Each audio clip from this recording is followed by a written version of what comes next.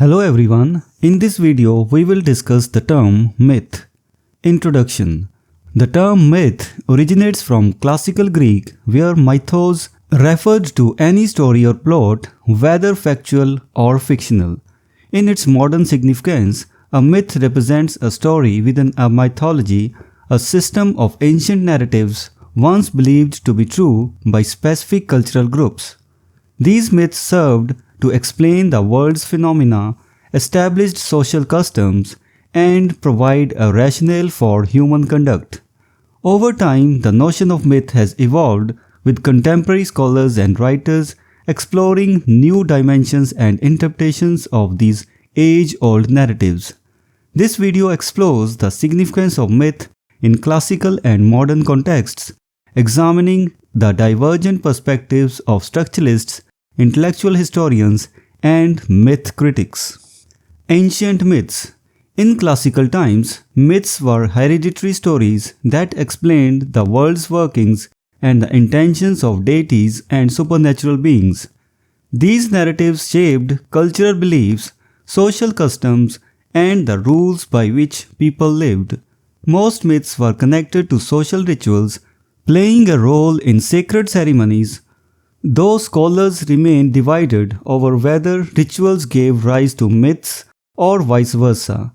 Human protagonists in traditional stories were often classified as legends, while hereditary stories of supernatural beings, not part of a systematic mythology, were considered folk tales.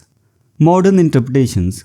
Claude Lévi-Strauss introduced a structuralist approach to myths, viewing them as signifying systems whose true meanings elude their proponents. He analyzed myths as composed of signs, drawing inspiration from linguistic theory, especially Ferdinand de Saussure's work. Hans Blumberg proposed that myths help humans cope with the inexorable reality evolving according to a Darwinism of words. He emphasized that myths are not fixed narratives but an ongoing and ever-changing process expressed in various oral and written narratives. Myth in literature. As beliefs in mythology waned, poets continued to utilize ancient myths to construct plots, episodes, and allusions in their works. The term myth was also extended to denote deliberately invented supernatural tales, as exemplified by Plato's myth of Er in the Republic.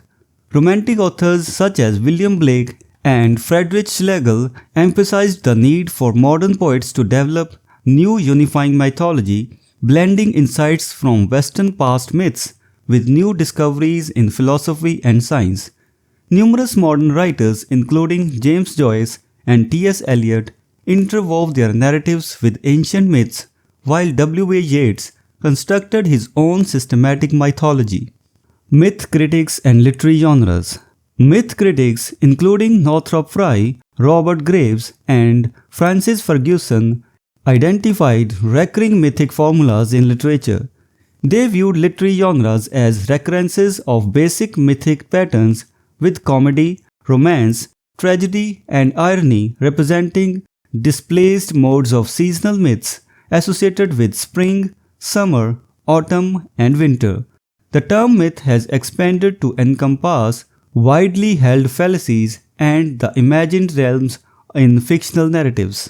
Conclusion. Myth has been a foundational element of human nature, providing ancient societies with explanations for existence and guiding their social customs. While the traditional view of myths remains significant, contemporary interpretations have introduced new dimensions, such as structuralist analysis and the notion of myth as an evolving and ever-changing process. In literature, myths continue to inspire and enrich narratives, connecting ancient wisdom with modern insights. The study of myth and its diverse applications in literature and criticism contribute to a deeper understanding of human thought, culture, and imagination. So this was the discussion about the term myth. We will meet in the next video and discuss some other term. Until then, goodbye and thank you. Hello everyone. Welcome to this series on literary terms and literary theory. If you want to study the notes and MCQs related to this term, you can click the link given in the description. We are also going to start our online and offline classes for UGC NET for English literature very soon. So stay connected with us.